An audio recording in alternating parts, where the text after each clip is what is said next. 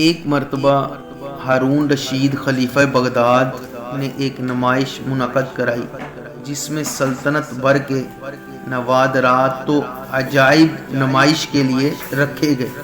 جب نمائش ختم ہو گئی تو بادشاہ نے اعلان کرا دیا کہ میرے خدام اور غلاموں میں سے جو شخص جس چیز پر ہاتھ رکھ دے گا وہی اس کا مالک ہے۔ یہ اعلان سنتے ہی پیٹو اور حریص لوگ تو لذیذ و خوش ذائقہ مٹھائیوں کی طرف دوڑ پڑے۔ فرنیچروں اور سامانوں کے دل دادا اپنی اپنی پسند کے فرنیچروں پر ہاتھ رکھ کر کھڑے ہو گئے۔ سونے چاندی کے طلبگاروں نے درم و دینار اور زیورات پر چھاپا مارا۔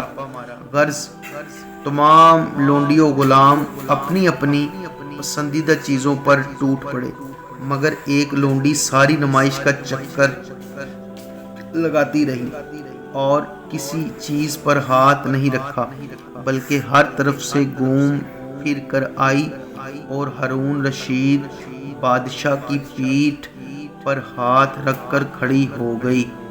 بادشاہ نے کہا کہ اے نادان لونڈی، اتنی بڑی نمائش گاہ میں تو نے کسی چیز پر ہاتھ نہیں رکھا اور میری پیٹھ پر ہاتھ رکھ کر کھڑی ہو گئی۔ لونڈی نے جواب دیا کہ اے بادشاہ، آپ کا قول ہے کہ جو شخص جس چیز پر ہاتھ رکھ دے گا وہی اس چیز کا مالک ہے۔ اے بادشاہ، میں نے پوری نمائش گاہ میں گشت کیا، مگر میں نے غور کیا کہ اگر میں سونے چاندی پر ہاتھ رکھتی ہوں تو مجھے صرف سونا چاندی ہی ملے گا، اور میں لباس یا فرنیچر پر ہاتھ رکھتی ہوں تو لباس اور فرنیچر ہی میرے ہاتھ آئے گا۔ غرض جس چیز پر ہاتھ رکھوں گی صرف وہی چیز مجھے ملے گی۔ تو میری عقل نے یہ فیصلہ کیا کہ کیوں نہ میں اس پر ہاتھ رکھ دوں کہ وہ اگر مجھے مل گیا تو ساری نمائش کیا چیز ہے، پوری سلطنت کا سارا سامان مجھے مل جائے گا۔